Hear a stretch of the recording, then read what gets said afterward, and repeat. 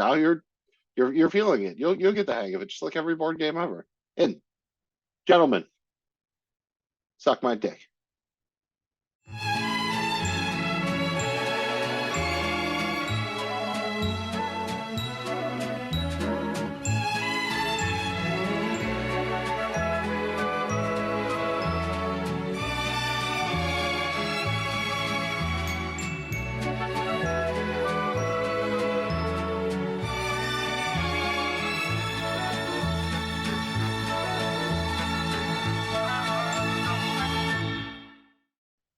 Welcome to the Night Pod Cometh, where we talk about the legendary FXX show.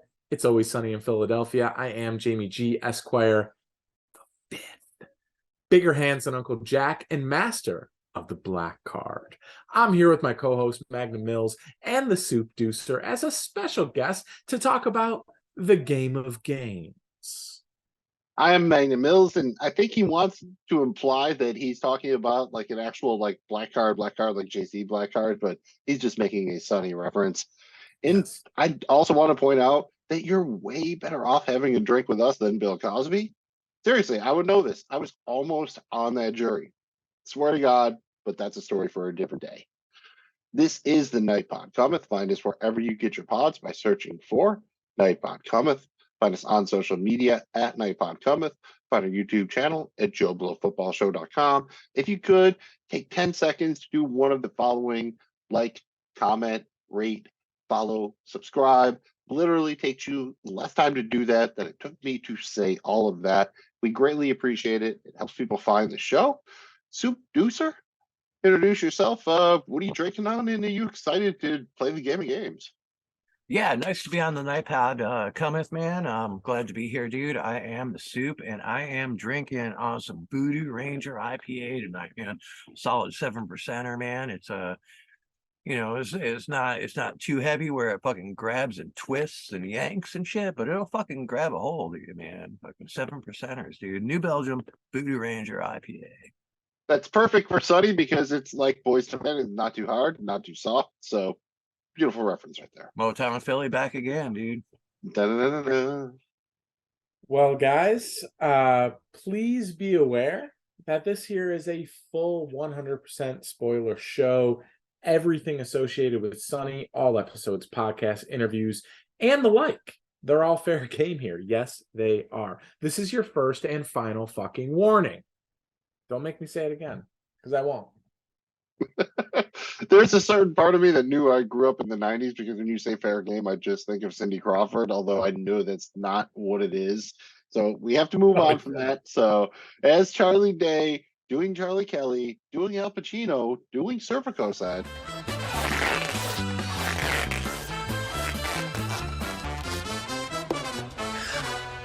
Let's do this thing! This is Season 7, Episode 7, CharDee MacDennis, The Game of Games. Originally aired October 27, 2011, and as far as I can tell, 1.38 million people in the United States tuned in live to watch it.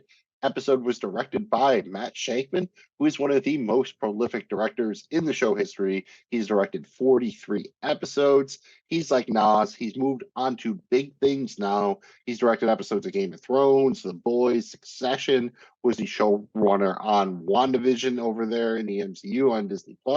Big stuff there. Episode was written by Charlie Day and Rob McElhenney, and this is a bottle episode, so we don't have any notable guest stars. There are a couple of uncredited extras in the background in the first scene, but that is it. Other than that, we're just here with the gang. And honestly, the plot synopsises for this synopsis, I'm not sure which it is, they were not great, so I kind of combined them. Let's see how it works. On a day of ultimate boredom, the gang engages in an epic battle when they play a board game that they created. Drinking is the point when Dennis and Dee face off against Mac, Charlie, and Frank in the Game of Games. The Game of Games. And before we dive into the Game of Games, anything else about this episode we should mention here? A couple, make it short but sweet. I did mention that it was a bottle episode. This is, in fact, the first episode of Sunny to just feature the 5 main characters. And it's the second episode to take place entirely within Patty's, or, maybe you can count On the Roof or whatever. The first was the gang gets held hostage. And we get a Mr. Falcon reference here. That's a reference to the TV edited version of Die Hard. Dennis made a similar reference back in, once again, the gang gets held hostage. We're going to go through the episode in detail, and I cannot freaking wait. But before we do, let's just go around the horn here and give our overall thoughts on CharDee MacDennis, the game of games. Mills, you just talked a bunch, and we're tired of listening to you. So I'm going to go first here and do all of our viewers a favor and let them listen to the soothing sounds of Jamie G. Esquire the Fifth. Unfortunately, it's short but sweet. I think that this episode is absolutely brilliant. Dude, you ever try to make up a fucking game? It's actually harder than you think to do. And this one's like serious with like a whole huge binder of rules. There's subcategories. It's I love what they did here. I think it's absolutely brilliant, and to see them each act it out. And not only did they invent a game, but could there ever be a game that more defines the gang on It's Always Sunny than CharDee MacDennis? I think you'd be hard pressed. It defines them 100%. I thought that it's interesting because they really didn't have a spot for Frank, and I thought that they used him perfectly here, pairing him up with Mac and Charlie. And his role in this is absolutely ends up being critical. But at the beginning, you're kind of like, they could probably throw him away because they really don't need him. Frank Reynolds wants to just be thrown in the trash, so they could just throw him in the trash here. But I'm glad they didn't, because it actually worked really well having him, in this. They used him perfectly. And last but not least, as Magnum Mills mentioned, all 5 characters absolutely excel in this. And they did it all together. You're hard pressed to think of many episodes of Sunny where all 5 are in on the same thing the entire episode, right? Usually there's a pair off or a triple off or something, and not this one. They're all there. They're all in patties the entire time. That's really special and unique, and it really hits in this one. So yeah, this episode is absolutely brilliant. Soup, what are your thoughts about the episode initially, or just overall, kind of quick thoughts? Well, fuck, man. Carrying on from there, dude. I will say this, man. Yeah, it's kind of cool that they're the only ones in the fucking episode. There's nobody else in the fucking episode. That's it, dude. Like, and it takes place right, and they're locked in, man. They're like doing the all-nighter, man, or whatever, or all day, rainy day, whatever the fuck it is, man. But like, real killer episode, man. And I've seen pretty much every fucking Sunny episode. I'm pretty sure every episode, probably more than once, and that's one of the better ones, man. Like, it's good enough to like go into and not even know the show and be like, oh, this is cool. As far as the game goes, man, like I've always wanted to make up a fucking board. I've tried to make up a fucking game before, man. Like, I mean, it's something I can kind of relate to, and I like it, man. I don't know if I would make up that game, but hey, it's everybody's fucking own world and shit, So the fact that that's like the premise or the basic fucking thing behind the episode, man, I like that, dude. That's sweet. I'm right there with you, and I think it's really creative and a great premise. The idea that these people would get bored and create a game which is just a mashup of their opinions and stuff they stole from other people while the point was getting drunk. I mean, that's basically the perfect epitome of the gang. And there's even kind of an emotional through line with Frank, who at the beginning is so excited to play the episode, and then at the end he's right there with Mac and Charlie watching their pieces get stomped, just like totally defeated. I think this is one of the better written episodes. Did Frank have a fucking character, a piece, a board game? No, character? He didn't yet, because he just jumped in on their team, which is why I think part of the impetus for the sequel episode, which we'll actually be covering next, but that's why he's so kind of invested in it then. I just thought it was really great overall. It really holds up. It's just funny in its own right. It's creative. It's brilliant. They didn't spend a lot of money on it. It's a fantastic example of a bottle episode. So, we're not grading this yet or anything, but, the initial Coors Light way up for me. Way up. And all right, Mills. It's 12:45 p.m. on a Monday. What are we doing? Well, I mean, we already ate and we're drinking, so yeah, like the man said, it was 12:45 p.m. on a Monday. Mac comes barreling into the bar, and the gang is very disappointed when he doesn't have any news. To relieve their boredom, they decide to play CharDee MacDennis, the game of games. They get out the stuff to play the game, and Dennis explains everything. CharDee MacDennis is a mashup of a bunch of board games, and drinking is not only encouraged, it's the entire point of the game. Dennis and Dee always team up against Mac and Charlie, and they're undefeated. So they allow Frank to join Mac and Charlie's team. Guys, and I just want to ask you, at what point in life did you decide to stop playing games that you couldn't get drunk during? That's a good point. I would say probably college would probably be a good. My answer was the first time after college, post college, that I worked a 60-hour week. At that point, like I'm like, hey, want to play cornhole? Are we drinking? You can't play cornhole without drinking. I mean, that's a sin. I definitely couldn't make it through a fucking Monopoly game without drinking, man. Even Connect Four, dude. Like, I want to probably have a beer, you know. It's better with a beer. Here's the thing that I'm confused about, man. Is it's 12:45 p.m. on a fucking Monday, and apparently I've been teleported to the fucking North Pole because it's dark out, and I don't know what the fuck's going on, man. So let's just continue on with this game. I think it's your turn, man. All right. Well, they give their names here, right? We get the golden geese. I'm just curious if, like, say the three of us had to team up, we're on a team to play CharDee MacDennis. What would our names be? And I want to steal one from the other night, which I thought would be fun, and we could be the Concoctor Doctors. I think that would be a fun team name for us. Either you have a good CharDee MacDennis team name for us. Dude, all right, hear me out on this, guys. I'm going to pitch this, but I really like Master of Magnums. And I think this could be really fun. We could get t-shirts with like Magnum condoms all over the place. And yeah, Master of Magnums. Really leaning in on that. That's not bad. I also tried to do like a triple reference, and I went with the Three Princes of Stakes. Like, it's like a Steve's reference and a Spin Doctors reference. We had three. If it was two, it would be better with two princes. But if you had three, you got to make it work. Soup, you got any team names? 3 is the magic number, man. The blind It melon. is nice. I like that. Also, like, if it was you two, if it was a Jamie G Soup team, I would give you Squish with Fish instead of Squish the Fish. You're Squish, but with fish, with the PH. That was Squish F and fish with PH and fish. Dude, I like it. I like the play on words. Yeah, I mean, my most badass one would be just call us Dutch Matrix, because that's a combination of Arnold Schwarzenegger's character names from Commando and Predator. Along that line, the Butchers of Bakersfield. That's a Running Man reference. Also very good. I enjoy those. The Dutch Rudder, man. Dutch Rudder is a good one, dude. I mean, do y'all have anything? We just did team names. Is there anything you would want, like you see behind Jamie G, if you're watching? Like, that's probably what his team photo would look like. So do you have any idea what your team photo would look like?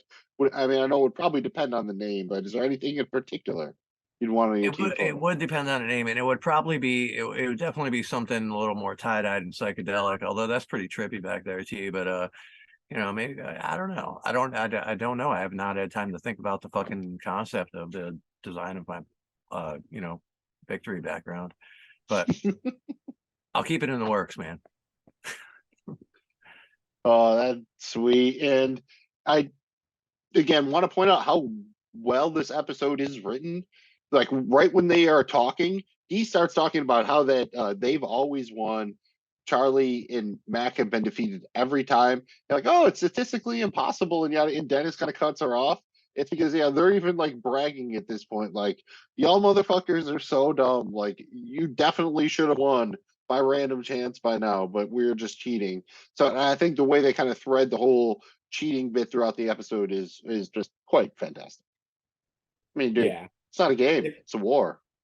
It's a war, man. Great line by Charlie, and again, I like how they set the stage here with Charlie and Mac clearly being like, no, we're not playing, and the excitement out of Dee and Dennis. It's just this vast difference in approaching this game, and and then you got, I think Frank's excitement was pretty important too there, man.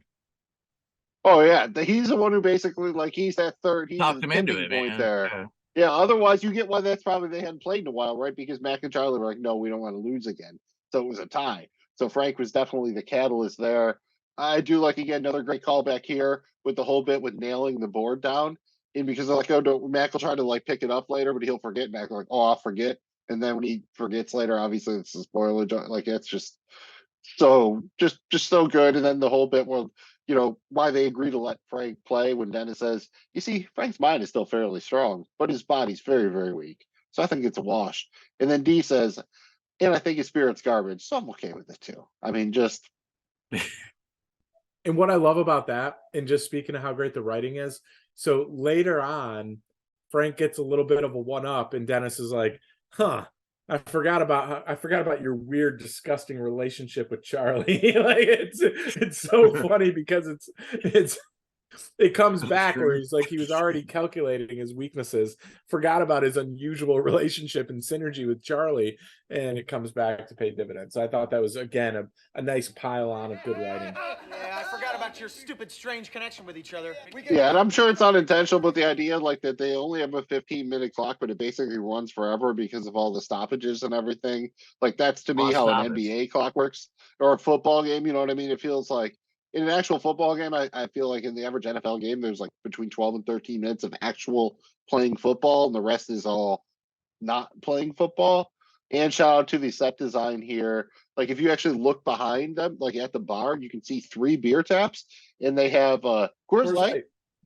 They have light beer, just a light beer, and then just a blank tap. So and shout out, they show us again the first aid kit here, and we'll see that when Dennis does the dartboard thing here. So I think just really well done overall here.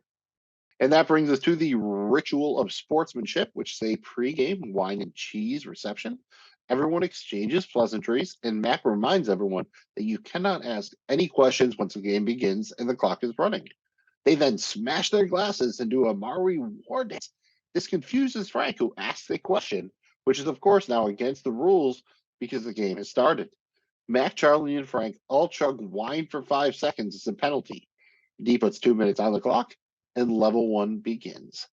When they smash those glasses and they're doing all the faces and everything, I felt like Frank, right? You're just looking at like, is that how you would get hyped to play a game in this?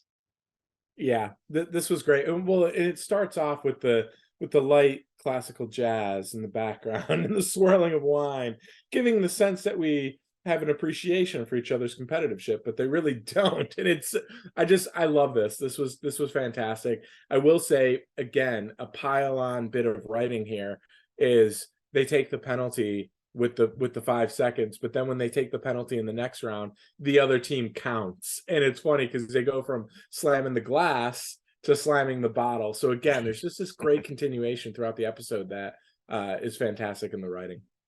No chugging wine for me, please. Like that just is.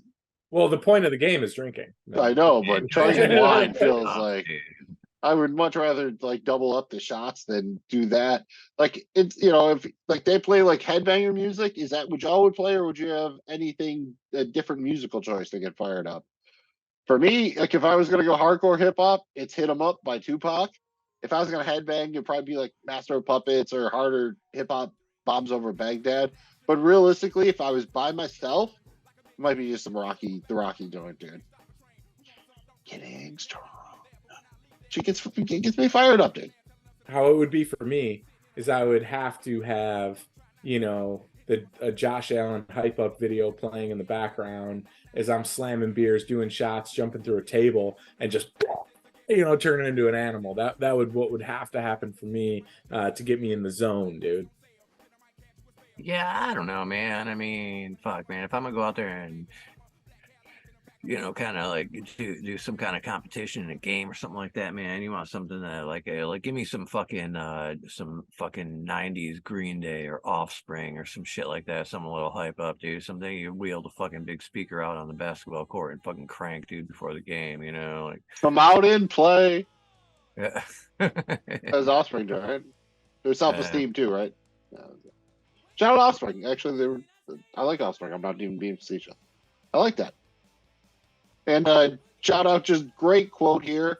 Because they're trying to explain everything. It's both for Frank, who's the audience surrogate here, and Frank's like, oh, I think I understand, and then it says, no, you haven't begun to understand, Frank, but that's okay. You'll get it as we go along, like every other board game. Like that's pretty like real life right there, right? Like it does feel like if you went over to your friend's house back in the day and you're playing a new board game, they would explain the rules, be like, oh, you do this, ready, play. It would take you like 3 games to figure Yeah, it and then out, but just figure it eventually out. you'd figure it out. You just figure it out as you play. Same thing You with a learn as you fucking go. video game, man. You know, it's like, oh, here's the buttons, what they do, figure it out. You know, I mean, same fucking shit. Yeah, you figure it out as you go along, man. Yeah, and shout out to the prop department because that binder of rules looked like something that a bunch of people who like really drink a lot and do some various drugs would make. So I love that. I seems think about it perfect looked like works. there was construction paper Oh, involved. there was Like, everything in there. I would love to. Like, I'm sure that would be a fun one, depending on how detailed they was. They were like if they, you know, at the end of the show, if they sometimes they'll sell stuff like that. I'm curious as to how detailed they make it. Next up is level 1. That's a mind level, which includes trivia, puzzles, and artistry. D gets the first question right by saying that Chumbawamba is the greatest band in the world. The gang made up these questions, so there's going to be a lot of opinion. Next, Charlie gets a question that he wrote, which is Dennis is asshole. Why Charlie hate? But somehow Charlie can't remember the answer. Dennis steals by answering, because Dennis is a bastard man. Next up is an artistry challenge where one teammate has to draw something on another teammate's back, and that teammate needs to guess what they're drawing solely based on feel.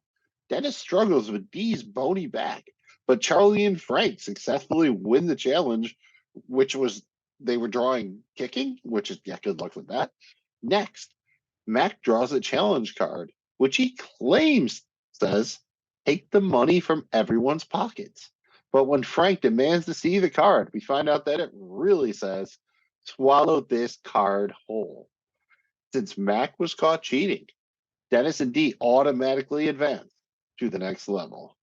Spoiler alert, this is going to be one of my favorite things, but the whole bit where Charlie doesn't remember his question, which was obviously written by him, and just the frustration of Mac, like Rob McElhenney's so good at just being just so. If you look at Howerton the whole time, he's like twitching because he wants to stay like to steal it. So it just anybody else like that's it. I love that very very much. Oh, dude! At one point, he's like his face is bulging because he can't wait to steal this, and yeah, this is just really well done here. And also, I like that the whole Frank coming in with the kind of ruining of his lie, so to speak, and Charlie's like, cheating's okay, it's acceptable, you just can't get caught. I thought that was a great point to this game too, and it really It's a big part of the game, dude.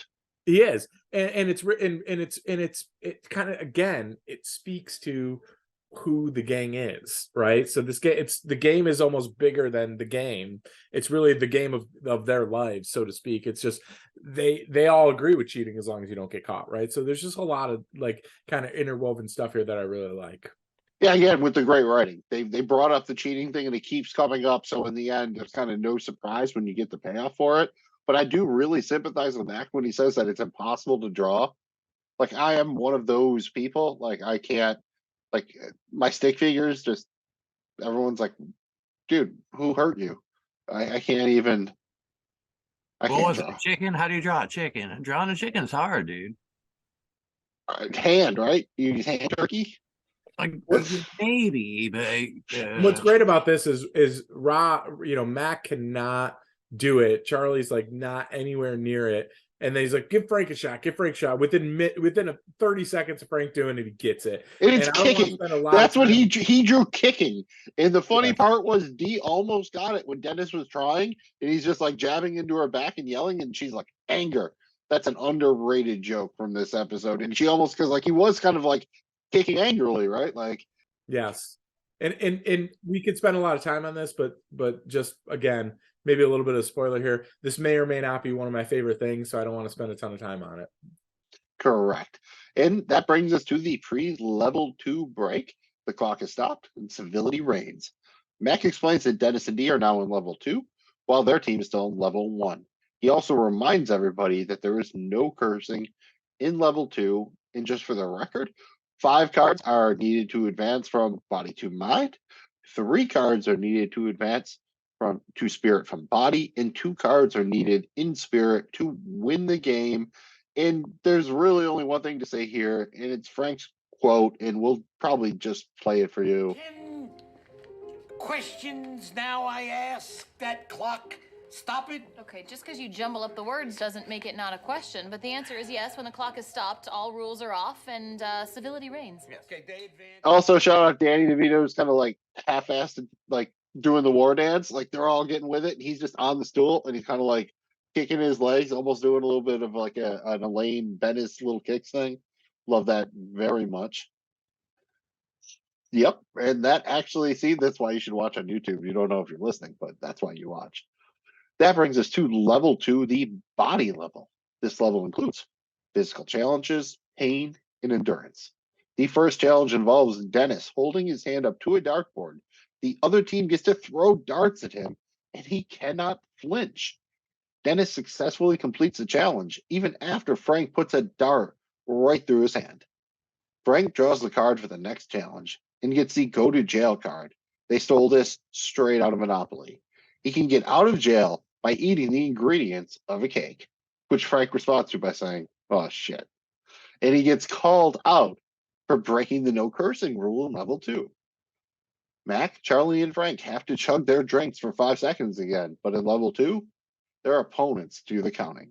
Howerton's acting when the dart in the hand on the dartboard, and when it cuts back to, it's just, shout out Matt Shackman, man. That's fantastic directing. And Howerton, obviously, right, Jamie G?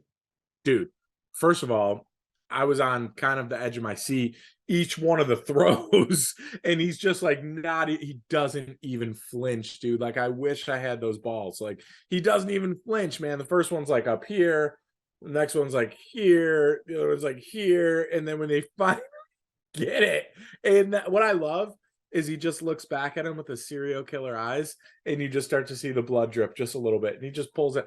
Dude, this is A plus plus plus plus. This is fantastic. Do you think, I mean, let's be honest here. If I was actually trying to do that, my instinct would be to cover up like my vital organs and everything. That would be the hardest part because these people are drunk, right? Like, that's the crazier part, that you're not lose an flinching, eye. not because someone's going to hurt your hand, but because one of these, if you look, I think it's great. You see Danny, like, he winds up. Like, Charlie winds up pretty good. Mac doesn't wind up as much, but dude, like, I've seen people try to do, like, I don't think I could do this. Bro, you could lose an eye. You could take a shot in the nuts. I mean, a lot of bad could go on here. He doesn't flinch. Like, this is fantastic. And I love that they did that. They could have went a lot of different ways with the physical part of this challenge, and I thought this was a cool way to do it. And it kind of, again, it's kind of part of a bigger thing with just what a psycho Dennis can be. And so I like that they incorporated that. And after it happens, he gets to use the first aid kit, so that brings that back around. And I have to ask, like, y'all, I'm pretty sure, like, I've chugged, I think, a bottle of champagne before New Year's Eve or a wedding, but other than that, I don't think I've ever chugged a bottle of wine. If either of y'all ever chugged a bottle of wine, like, out of, like, straight out, like, real bottle, like, at least a regular bottle. I have not chugged an entire bottle of wine, but I've definitely chugged off a bottle of wine. I mean, chugged it off. Like I said, champagne at New Year's I've done or whatever, but I haven't, like a red, like, if you chug red wine, like, that feels rough, right?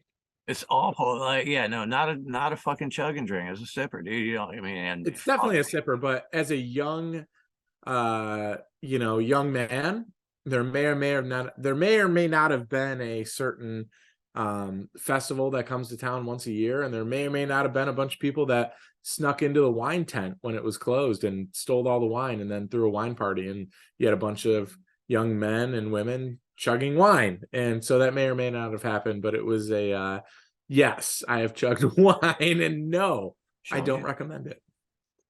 And two really good subtle jokes here when they get the usual dig in against D, when they talk about, like, they wish she had been the one who put her hands up on the dartboard because they were so, so huge or whatever. I forget the huge claws or whatever the way they referred to them. That was really great. Or giant paws, that's what it was. Giant paws. The giant or mammoth? It might have been mammoth, actually. That's we'll have to go to the replay for that one. The problem is his hands are like So tiny. If D had gotten this, we we could have would've just obliterated those All right, giant I got paws. him. I'm gonna put it right in the center of his Do hand. it. Do it. And I just love again, like how at the beginning of the game, Frank was like, "I love this game. I want to play." And when he at this point, when he finds out he has to go to the dog kennel and eat the ingredients of a cake to get out, he's like, "I hate this game."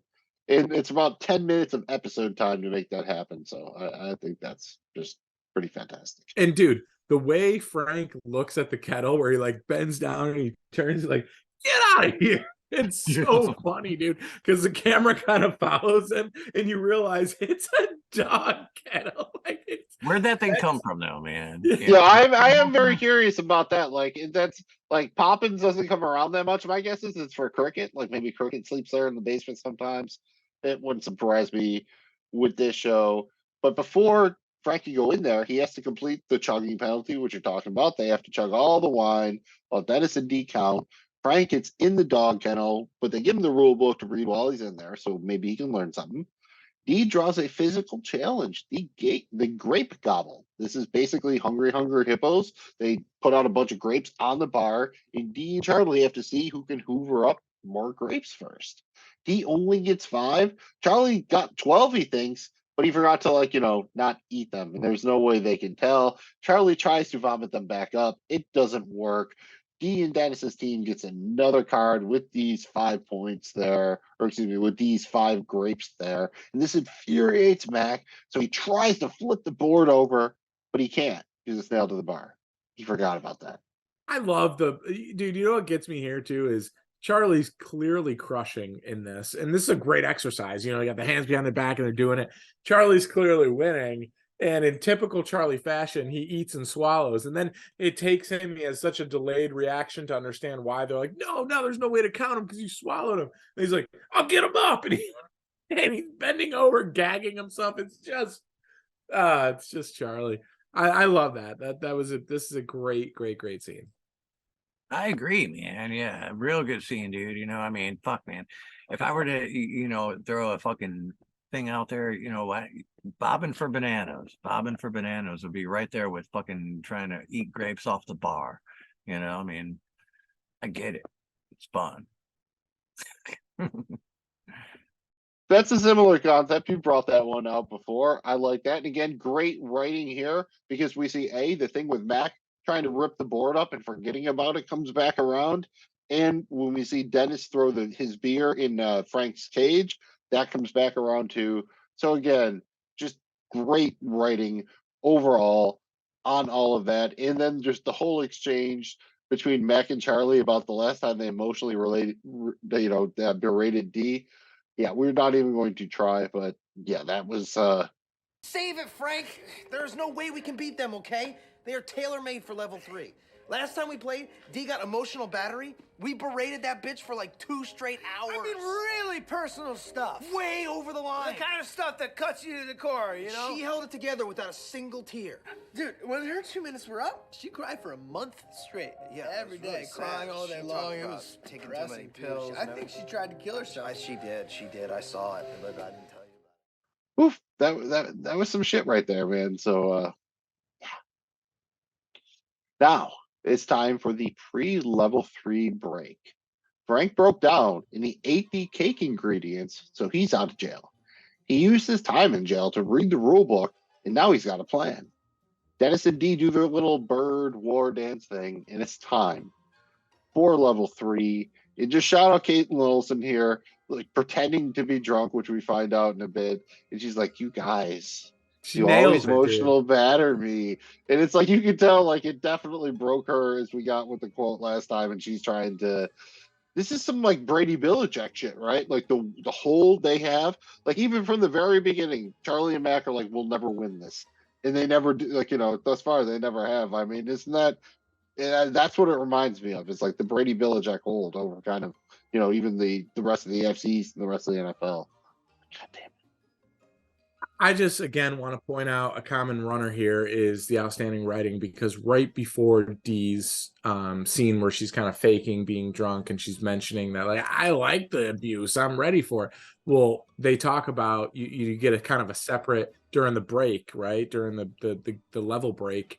and kind of paint the picture and give you the foundation of just how terrible they must have ripped on her. And then she, you know, her drunk self kind of talking about, I'm ready for it this time, guys. This episode is kind of dark in that way, and they don't really go there. Again, that's something we'll talk about in the sequel episode, where they kind of illustrate like just how dark the emotional battery could get. You know, I think I'm kind of cool that we didn't get to that point in this one. You know, sometimes you got to hold something back. That brings us to the final level, level 3, the soul level. Here we've got emotional battery and public humiliation.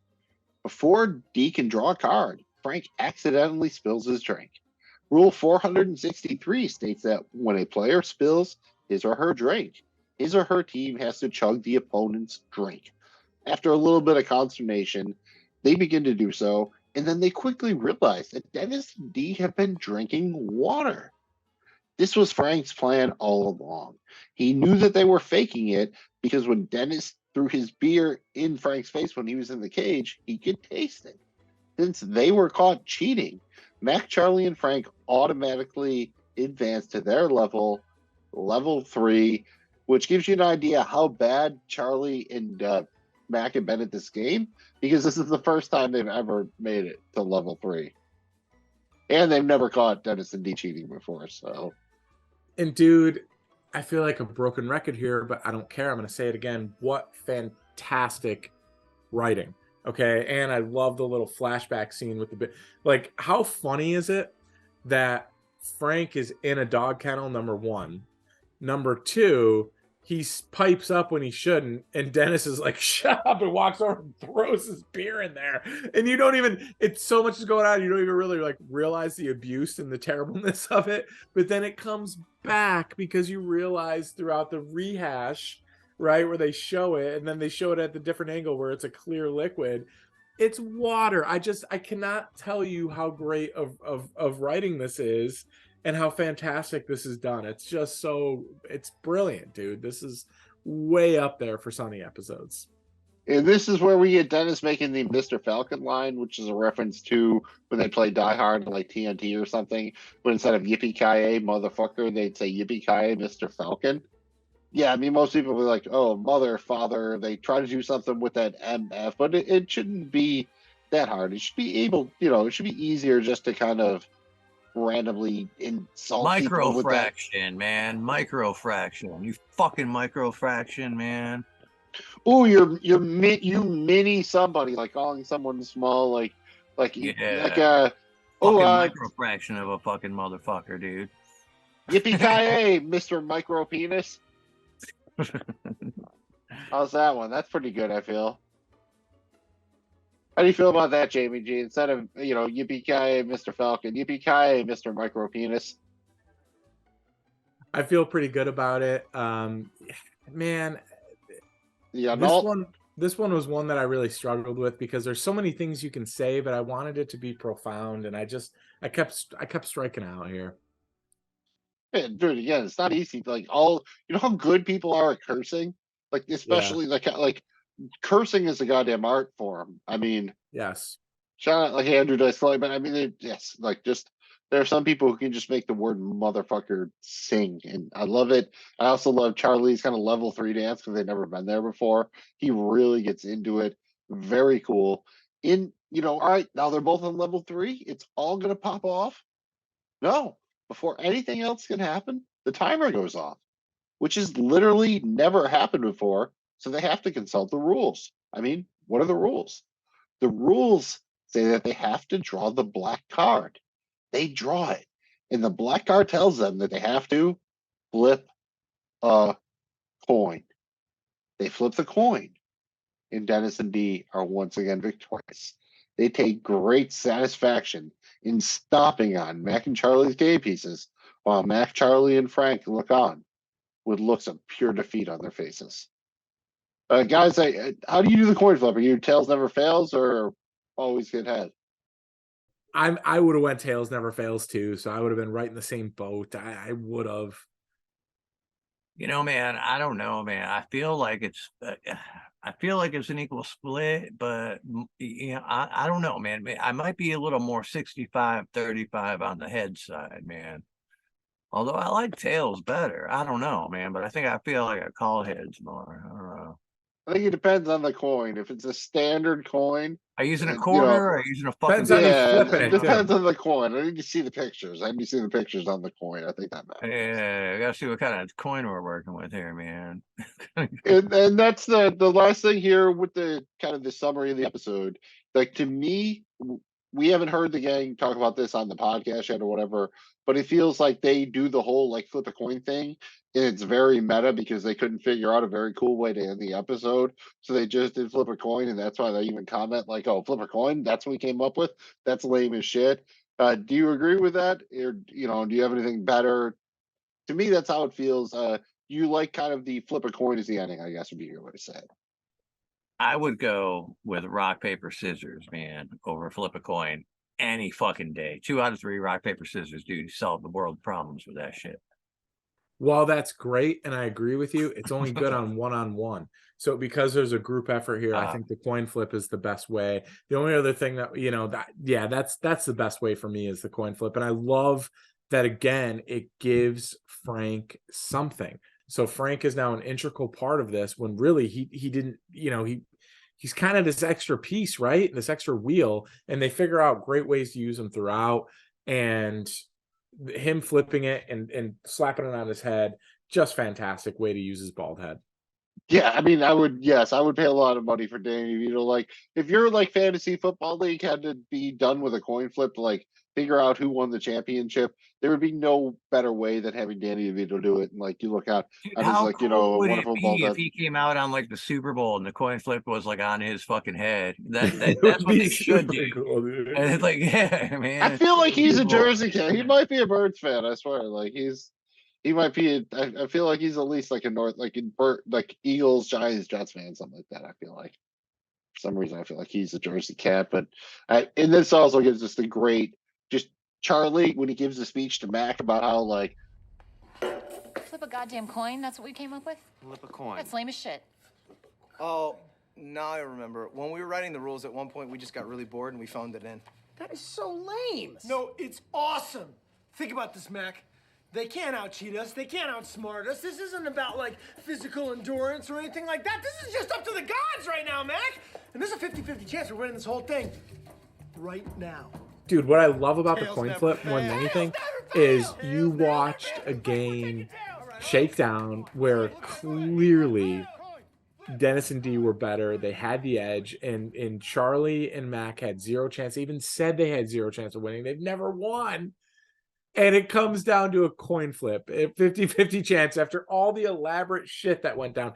Dennis took a dart to the center of the hand, dude. Frank ate raw materials to make a cake. And in the end, it comes down to a coin flip. It's just great. I think it works. Again, I think it's a touch on cop out, but I think it works. Well, and they even kind of say it too, right? Because Mac's like, yeah, I think at one point we just got bored and like mailed it in. Like, yep. I mean, it's super meta, like especially for back then.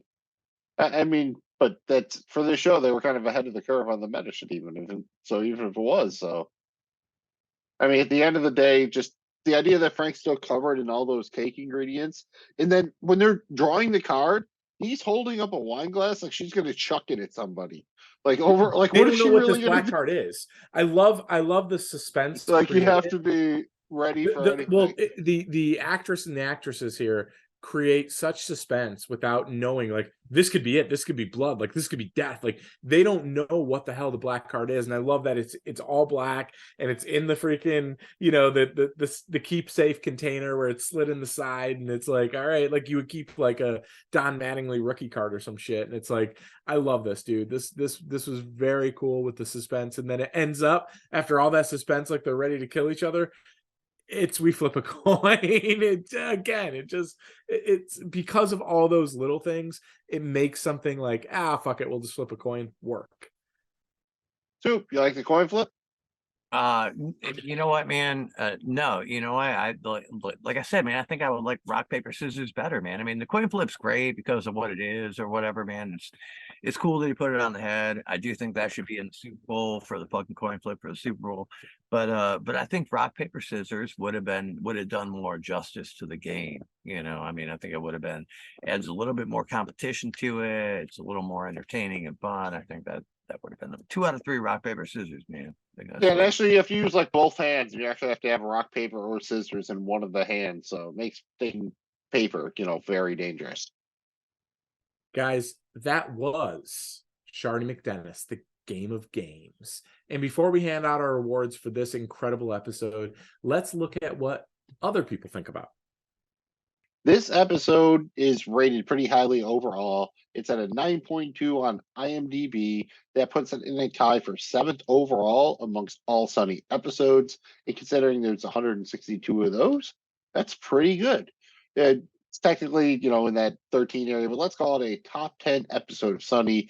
Was this a top 10 episode of It's Always Sunny in Philadelphia for you, Jamie G, CharDee MacDennis, the Game of Games? Is it a top 10 episode?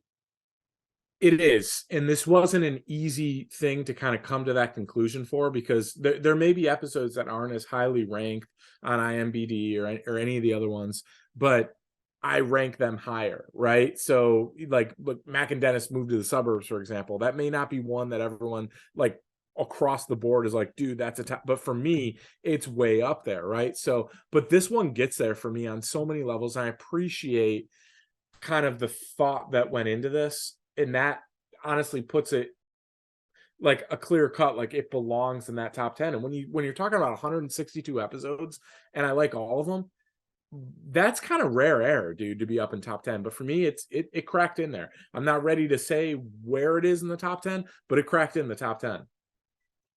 I think I agree with you, and I'll just say, like to quote Indiana Jones, it belongs in a museum.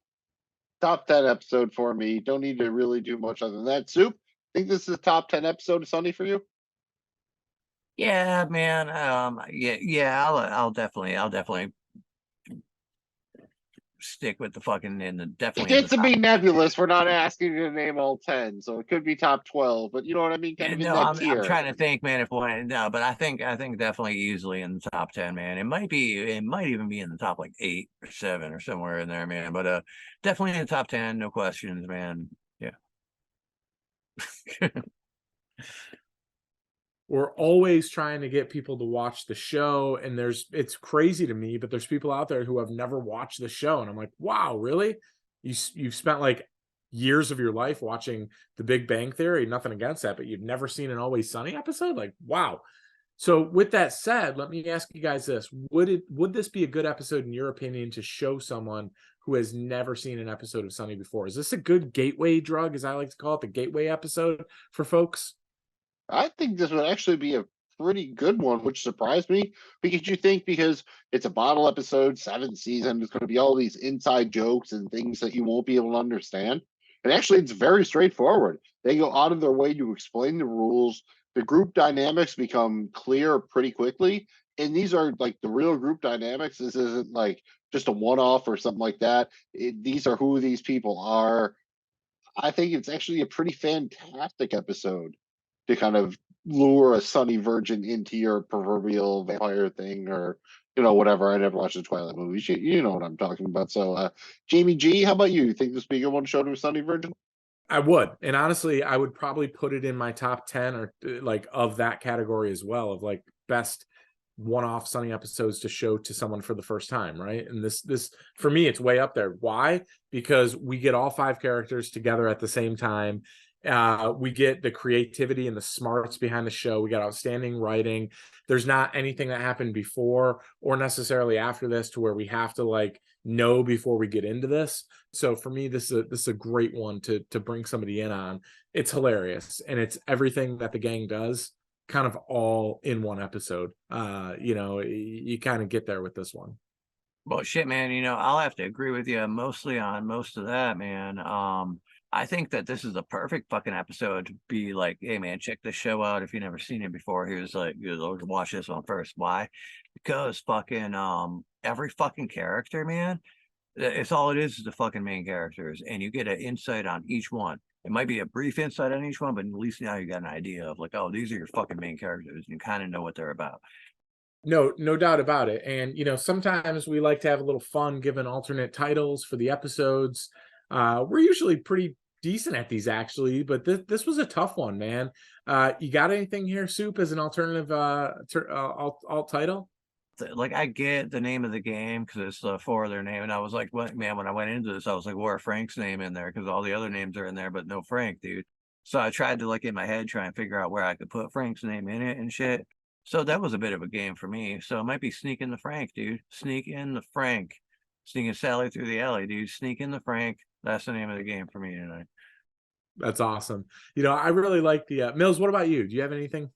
Well, it's funny because in the sequel episode they do, well, obviously spoilers or whatever, but like he tries to do this like Franken McCharDee Dennis or like CharDee McFrank, like he tries to squeeze his name in there and it never works and it's so awkward. Not that CharDee MacDennis flows off the tongue so easily.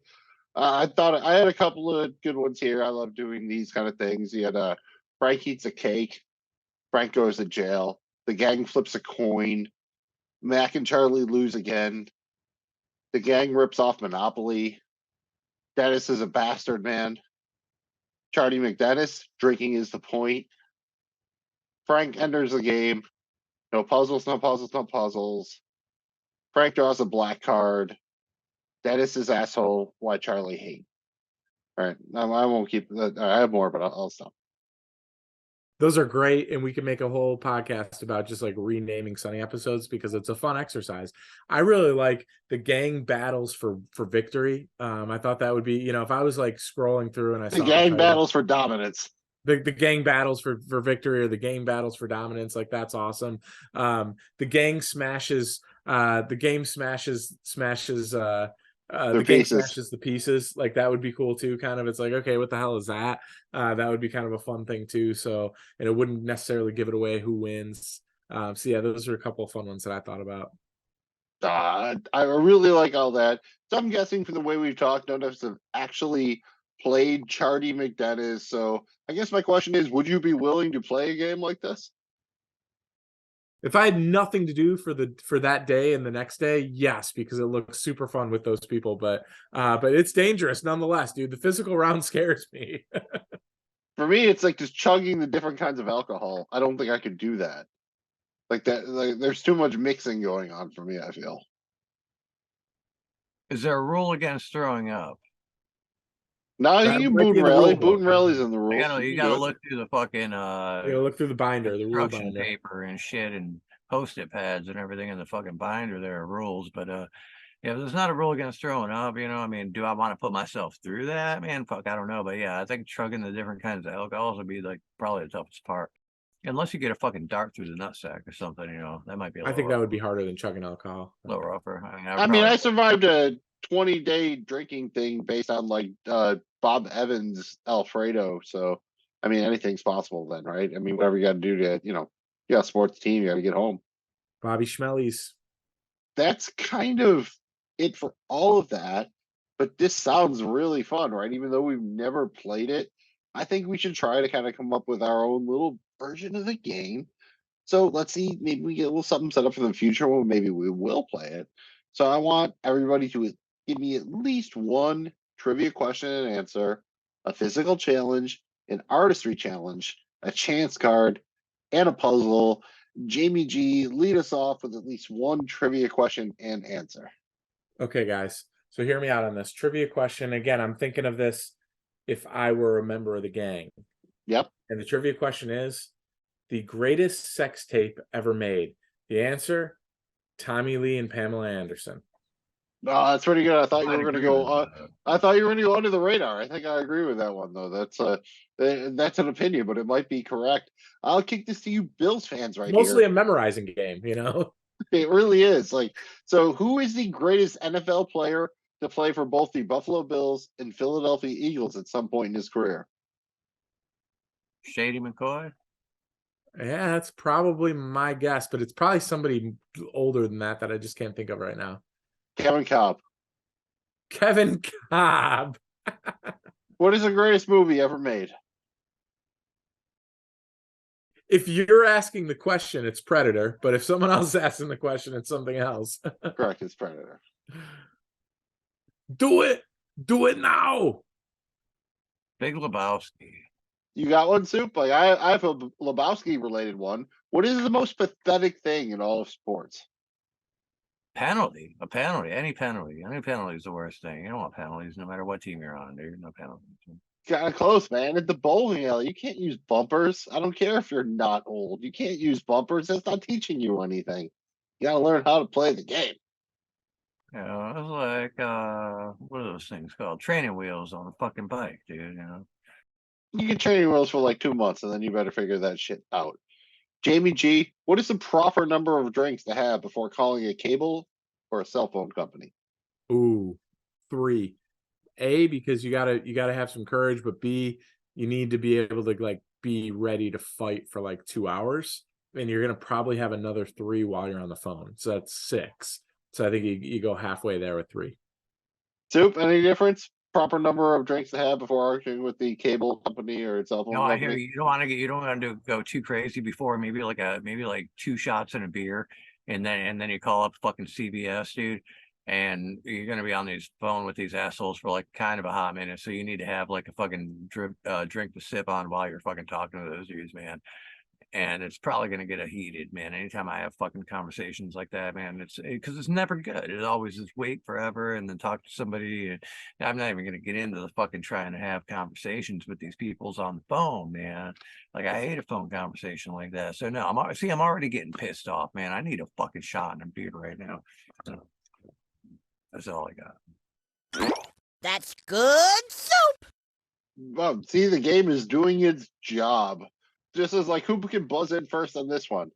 What is Shooter McEvan's favorite breakfast? Piece of shit. Oh, The die. I Soup got there. I think Soup got there. I got you by at least a fucking half a second, dude. I don't know if this one is opinion or fact. I think it's fact, but if you could punch one person over the age of 80 in the face, who would it be? Ooh, Jerry Jones. Jamie G Over gets 80. it. Damn it. All right, gotta be Jerry I Jones. don't know. one more here. Who's faster, a cheetah or groundskeeper Willie? Groundskeeper Willie's gotta be right. That dude Correct. can get cross There's town. nary an animal alive that can outrun a Grease Scotsman. And this is a real important one. Crucial question. How long do you have to know someone before you can ask them to help you move? At least 2 weeks. 10 years.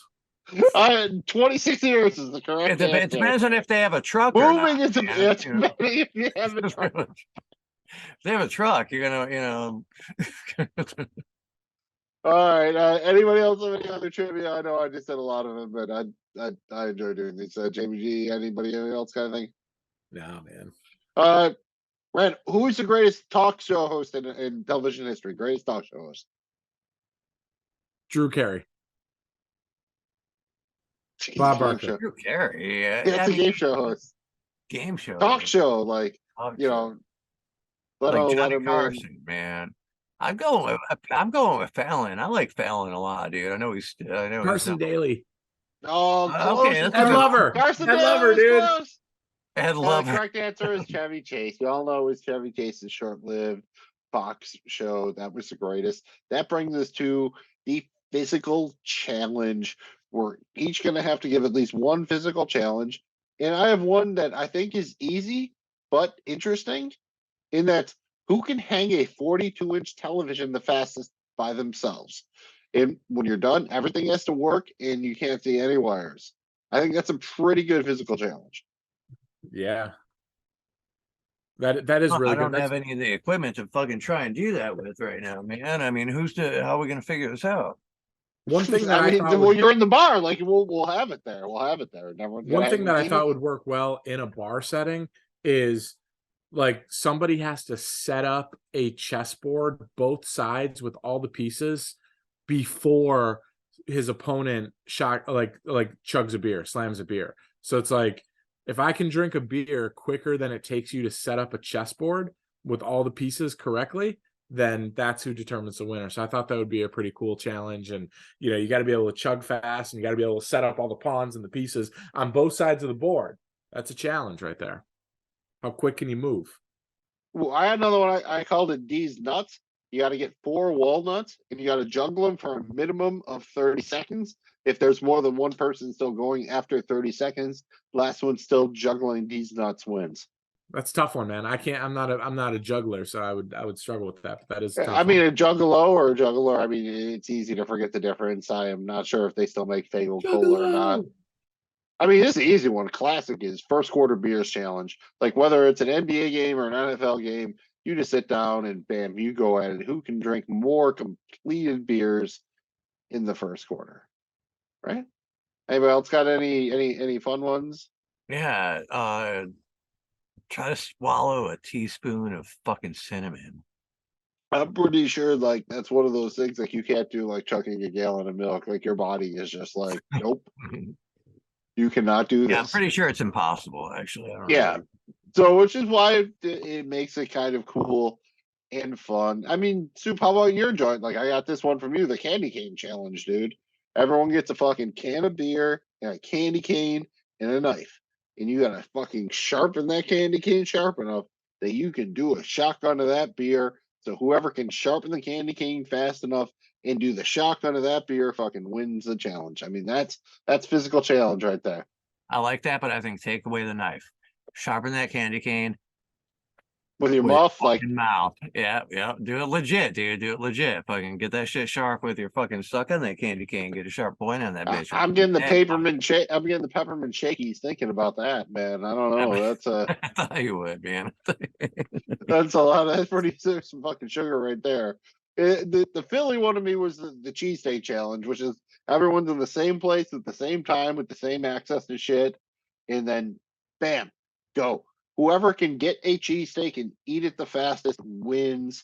It can be you make the cheesesteak yourself. It can be you get delivery. It can you go somewhere, you get it, whatever. It's a cheesesteak challenge because not all cheesesteaks are created equal, but it's not really easy to get a cheesesteak in like 3 minutes.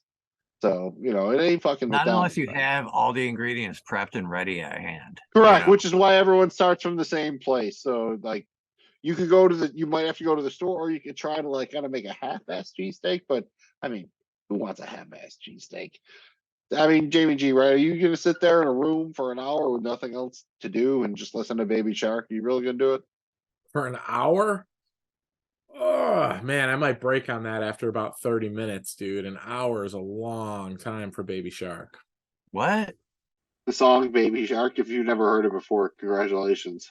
Okay, well, that's probably where I'm Yep. confused. Well, Soup is the big winner here tonight because he has never heard Baby Shark, which It is was just like a played throughout the entire Washington Nationals championship run. It was a big deal. I guess I didn't check that out, so I don't know. yeah. One last one I had was like blind pong, like a just bring it back to the kind of beer pong, whatnot. Like someone blindfolds you, they spin you around, and then you get 3 balls, and you got to hit one on the beer pong table. But again, you've been spun around, you're blindfolded, you don't even know if you're facing the right direction. That's tough, but it feels like it'd be fun. Pinata style pinball, dude, or ping pong. Yeah, basically, yeah. Exactly. We're combining the games. We're mashing the various challenges together. That's the thing. These are all great drinking games. All right. Artistry challenge next. Anybody got in artistry challenge? I'll give my easiest one because I am for shit at it. Draw a straight line without the aid of a ruler or anything. Just you get a pencil and a piece of paper and you have to draw a fucking straight line. Dude, I love that because I'm terrible at drawing a straight line. I'm awful at that. That's fantastic. I'll throw one out there. You have to do random, on demand karaoke of whatever song your opponent picks. So you could be doing Britney Spears, you could be doing Celine Dion, you could be doing fucking LA Woman. You have no idea. It's whatever your opponent selects. I really like that. That's a good one. You seemed like I kind of leaned into the acting thing too. Like, all right, say you have you and a teammate, and I tell your teammate, what drug or substance they're on, and they have to act it out, and you have to figure out what drug they're on just based on the way they're acting. That's hilarious. And I like yes, that. that That's is also a good good artistic. You're an artiste, Magnum Mills, an artiste. Oh, I mean, if you want to do just a straight up impression, like if you have to do like the Jim Mora playoffs rant while doing a Jim Mora impression, Jamie G, can you do that? Playoffs? We're talking playoffs? I could compete. That's a fun one. Also, all right, everybody has 2 minutes to write a limerick about Antonio Brown begging Giselle. I mean, that's artistic, right? I like that. Another one I thought of, Magnum Mills, you have to get blindfolded and then on the chalkboard, write all the beers that you have on tap in the bar. You get to look for 5 seconds blindfolded and then get up there and freaking write all the beers out on the chalkboard, man. And it is basically a memory game. It is basically a memory game. I mean, that's at its core. And I'll go with one final one here. Do a perfect Jada kiss sound. You know, the Jada that. I don't know. That just sounds like it would be a lot of fun. It also hurt my throat a lot. It hurts. If no one has any one of those, I mean, how about the chance cards? I mean, do we steal it straight from Monopoly or not? So you know what? If I was going to create a chance card here, and I gave the go to jail card instead of going into a dog kennel, it would be that you have to call your significant other and let them know that you overdrafted the checking account because you're headed to the strip club with a bunch of friends and there's no need to wait up. And then you turn off your phone and do not answer it for the rest of the night. That's the go to jail card. Man, that's a tough one, dude. That's a tough challenge. I got a pretty good one here. I was kind of excited about this. Well, I mean, it could be good, it could be bad. That's the chance. That's the chance. You never know. Dude, speaking of chance, I want to take it back to a game that used to be my absolute favorite game to play throughout my entire collegiate career. And Jamie G. Esquire the fifth. I had some college days, okay? And my absolute favorite here. So you get a chance card and you have to become the asshole or the president from Presidents and Assholes for an entire level. I think this would be fantastic. You could be stuck as the P or the A here.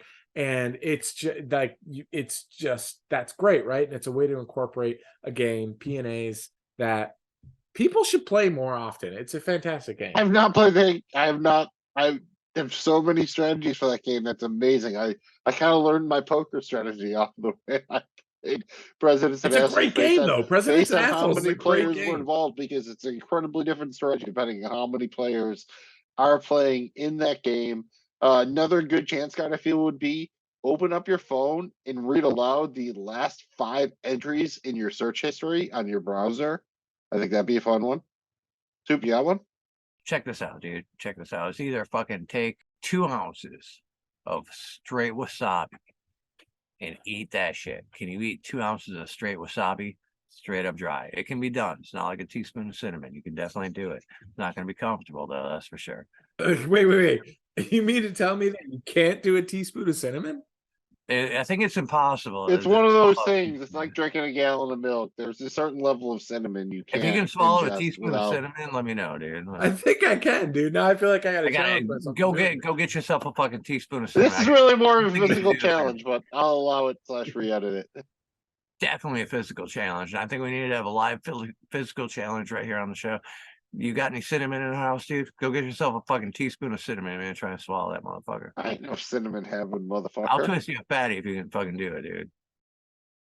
I don't know if I have it or not. I'll sell you some oregano while you know you got some damn cinnamon in the house, man. All right. It's a chance card, dude. I mean, like, I'm trying to think of other things. You know, if you wanted to mess with a Bills fan, I would say a good one would be that, you have to do this using your main account, your personal account, that you have to go to Tom Brady's Instagram and just comment on his latest post. I love you, Tom Brady. I think that would be a fun one, just to, mess with the Bills fans in your life. If you wanted the equivalent of give me all the money in your pocket, how about like you draw the card and it's like, oh, every member of the opposing team has to give you one valid password to a different streaming site. They can't change the password for a year. And if they don't have one that you don't have, they got to sign up for a new one. I'd rather put the fucking shrimp eggs in Random, my dude, I'm asshole. sorry. The random ass fucking. Well, I mean, you're thing. trying to steal from Monopoly, right? So it's like, skip that bitch. So you draw a card, it's like, boom, you get to draw the next two cards. Or under the boardwalk, where, oh, you draw this card, it's a, the shit, oh, you got to donate $45 to help the homeless. Oh, isn't that fucking Sorry, man? Where it's like, oh, draw the next. No, that's Uno, man. Where Yeah, see, you got to mash all the games up like luxury tax. Everybody give me $20 each. Y'all got too much money. I got it, man. You know what, man? Like, if you could be the whole like fucking, you got to take off your underwear and I got to wear it. For like the next 2 rounds or something, unless you get out of the round. Something nasty like that. Soup Deuce or master of the physical challenge. I'll fuck you up on a physical challenge, dude. Although I could always just throw darts. When we through get your enough hands. money, I'm putting you in charge of the Double Dare reboot. You're just going to be like the main man with the physical challenges. How about some puzzles, dude? Everyone says no puzzles, no puzzles, no They never puzzles, got the no puzzles, no puzzle. They puzzles. always like no puzzle, but no puzzles ever came up. I wish there's a reason for no puzzles.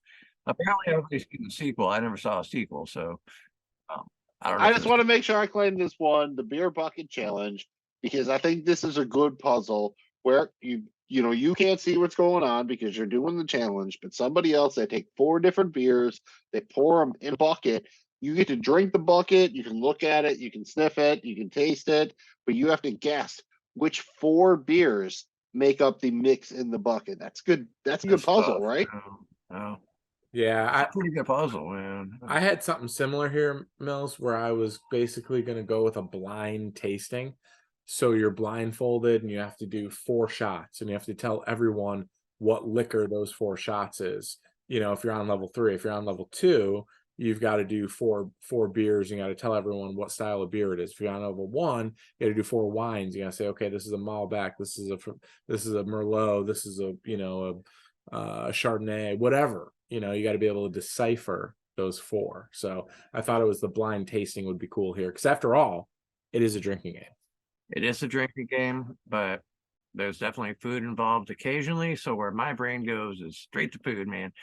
And I'm going to be like, hey, you want to taste 4 different things and figure out what it is, man? Tell me what part of the fucking pig this is. 1, 2, 3, 4. Oh, part of the pig. That's even got some alliteration. I like that. Yeah. Mills, you are a sucker for it could the be alliteration. Testicles, it could be the asshole, it could be, whatever. Tell me what part of the pig that is, dude. Yeah, dude. You gotta know the hind quarter. I like it. Puzzle time. If it comes, I think we'd be ready. And what do you think here, Mills? Should we move on to our awards from this episode, or should we work on the emotional battery and public humiliation? Well, I might emotionally batter you for not letting me give all my goddamn puzzles because I wasn't quite done yet. I mean, look, dude, it's so easy a kid can do it. How about this? We've all been drinking, right? All right, you get blindfolded. Again, same thing. You get spun around, and then you have 60 seconds to assemble a Mr. Potato Head. Who can actually do that, man? Can you really assemble a Mr. Potato Head? A little Does bit it have drunk, to spun be? around. Does it have to be assembled in a certain way, or can you just assemble it whatever way you It want? needs to look like you gotta have like 2 arms, 2 legs, and the eyes. Like it's got like you maybe miss the eyebrows or the hair. I haven't played Mr. Potato Head in a minute. Like you get kind of close. Like you need to like pretty much. It needs to look kind of like a human. You know what I mean? Like arms, legs, eyes, kind of deal. But you can do that, right? I think I could probably pull that one off, man. I mean, depending on how scattered the pieces are, the pieces right there, like do you have to, I mean, it's like I got to fumble around for the pieces. They're all on the table in front. Like you can look at the pieces before you start, but then you gotta blindfold, totally spin you around, and then I you gotta find the table first, and then you gotta put the pieces in. But I think you can do it. I think it would be fun. And honestly, this one, it sounds like a joke, but I am dead fucking serious. Everybody has 20 minutes, and you have to fold a fitted sheet to a certain extent that you cannot tell if it's a fitted sheet or a flat sheet. That's it. Like, can you just fold a fitted sheet? Like, so flat that if you're looking at it, is that a flat sheet? Is a fitted sheet? I can't tell. Jamie G, do you think you could do that? Because I can't. No, absolutely not. Because there's no way I can. Not It's for impossible. if somebody offered me $1 million right now to just, and I worked in a hotel, I can't. I just can't. No way I could do it. If somebody offered me $1 million, depending on the time frame, I'll fucking figure it out. I tried, dude. Like, I can't. It's No, you like won't. learning Japanese. I just can't. It's just not possible. All right, so here's the fun one before we move on. I call it the Master Packer Challenge. And what the deal is, we all get a bunch of ice, a cooler, and a bunch of the same beers. And what we have to do is try to fit the maximum number of beers in the cooler while making them as full as possible. So what happens is we're going to put all these beers in the cooler. You put as many as you can, but you have to balance. Do you want it as cold as possible, or do you want as many beers as possible? After 2 hours, we check whoever has the best balance between most beers and coldest beers wins. I mean, that's a puzzle, right? It's how you fit the beers in the cooler with the ice. I mean, I think that's the epitome. I'm going with more. I'm going with more beers. I'm going with more beers because, like, they'll keep each other cold, man. Theoretically, maybe. So, Well, you're starting out warm, so you gotta that's the idea. Yeah, you're starting warm, dude. They could keep them warm. You're starting warm, more so you than gotta cold. cool them off. So there has to be a balance. Like, I mean, I it guess can't it just be depends how much I maximum number care. of Like, beers. if it Maximum gets of to, beers. like, dude, if I drank a cooler full of beer, I'm probably not going to give a fuck how cold the next one is. So personal preference, I'd rather just stuff more beer in there. It's the start of the day, dude. Like, you showed up at the tailgate, you thought everyone else was bringing cold beer and shit. They didn't bring a cake. They brought the ingredients of a cake. So all they have is the same thing. They have a cooler, they have ice, they have beer. They have not made the cake yet. They just have the ingredients of the cake. Yeah. I don't know if I'm the right one to talk to you about the importance of a cold beer because, like, We've seen Soup chug a warm shitty beer, so it's hard to. And we've seen Bills fans do whatever it takes. So yes, if that was warm beer or nothing, they would drink the warm beer anyways. You can a make beer the is way argument more that important than a cold beer. Dude, I mean, I don't know, man. I'm a big fan of cold beer. Mills, I like where you're going with that. We could be here forever breaking down puzzles, but I think we should move on to our awards. Oh, you're just lucky, man, because I have a whole thing for emotional battery staged up. But yeah, you know I what? like emotional battery, man. Well, I mean, everyone has their, I'm not gonna never hate on anybody, for their kinks or anything like that. You gotta do what you gotta do. I mean, Jamie G, let's just start out with our favorite line, favorite piece of dialogue from CharDee MacDennis. It can be anything from a little short Johnsky to a little bit of an exchange. What do you got, man? What's your favorite quote line from the episode? Dude, for me, I gotta go with Dennis when he's trying to draw the chicken on Dee's back, and he's like, Steve, your back is so bony and crooked and all over the place, I can't get a flat surface. Anger! it's my favorite line in the episode. Soup, how about you? Do you have a favorite particular line, episode, joke, whatever from the show? Man, I honestly don't know if I can fucking pinpoint a favorite on this one, man. It was pretty there was kind of a lot. It's hard to focus. No, I don't, man. I don't have just one right now. There's no way I don't have one. So, like Charlie, you're going with pass. Which brings me We're not gonna perfectly. pass. Don't pass. Like, don't pass, and then he waits, and he says, pass. Actually, that's my favorite line right there. And you know what? That's my favorite line too. So we'll just show that because that is just. You definitely wrote this one, Charlie. Who else would have written this? I'm not remembering that. I don't Oh think my I wrote God. that one. Of course you did. How many other illiterates are in the... Just throw out a guess. Pass. No, Don't pass. pass. No. Don't pay. No, he didn't pay. He didn't pass. Hey, just throw out a guess. Any guess. Come on. Pass. Son of a I bitch. can't think of one. All right, chance to steal. Oh, because Dennis is a bastard, man. That's what it is. I definitely wrote that. I mean, that is premier writing, acting, everything. I only didn't use it as my favorite scene because there are so many favorite scenes. I'll go first here, and because I'm not using this one, as far as the favorite scene, I just love when they each revealed their team photos and then the game pieces. I just loved every part of that. With like Dee and Dennis's game pieces being like these weirdly like Photoshop things that remind me of like The Rock in The Mummy Returns or whatever, when he's the scorpion dude or whatever. I don't, and then the stomped on pieces. I just loved every part of that. Soup, what was your kind of like favorite scene or moment? Just whatever out of the episode made you laugh the hardest. I kind of like when they when they got caught drinking the water, man. It was kind of like this where everything shifted. It was like a game changer, man. Like maybe the whole momentum switched over to this side, and I think that all goes back to fucking Frank being in the cage. That might be the favorite thing, because he figured it all out in there, man. He spent time in the cage, he figured it out, he read the rule book and everything else, man. I think that was a pivotal part. I don't know, man. I got a toss between the two. That's probably not even the right answer, but hey, man, it's fucking CharDee MacDennis, and any answer is fucking legit. You got it. You got Frank scheming, which is the big part of the game. The scheming and the cheating, which combined together is the skeeting.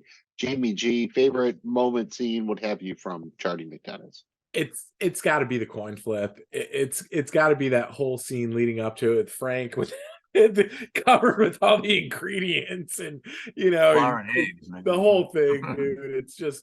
That's the suspense, everyone involved, everyone kind of waiting. It's fantastic. The whole episode kind of coming to a pinnacle there.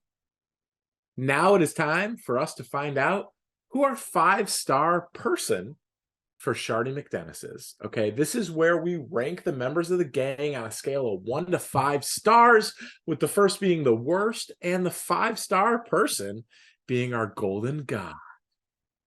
Mills, why don't you hand yours out first here? This was kind of an easy one for me. I think the only real hangup was between 1 and 3.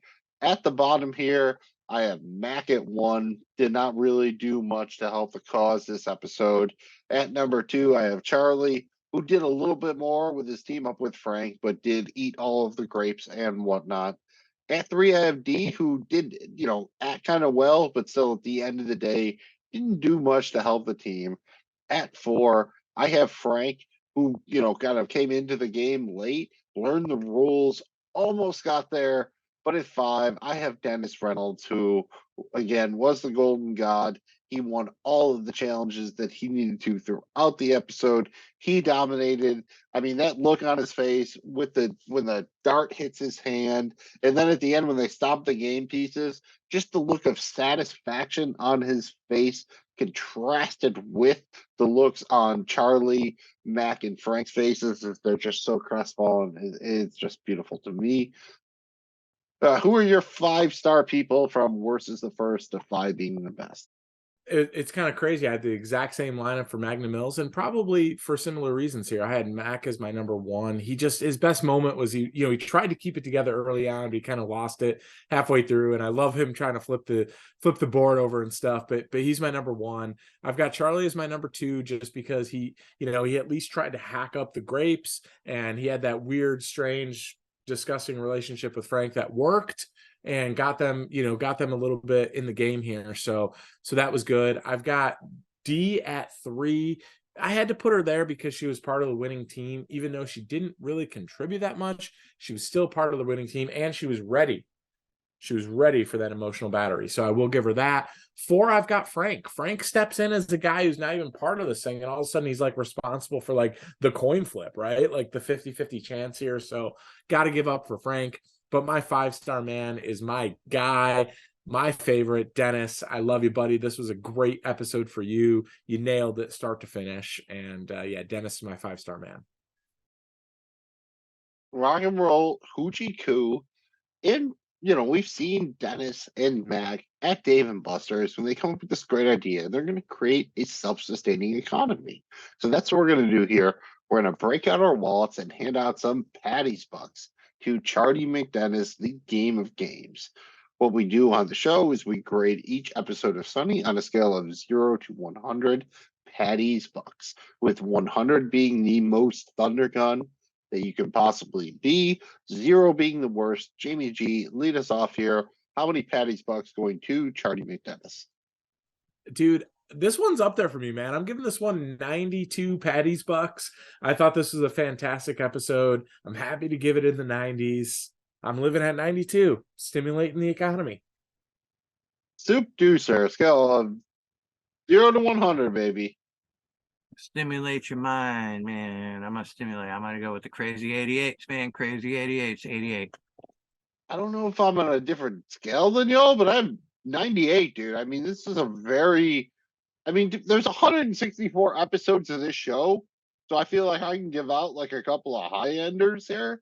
Like, so there's going to be some ties at 98 or whatever, but I mean, this is really, really good. So, yeah, dude, 98 for me. I mean, this is, again, it's a great episode to show to a virgin.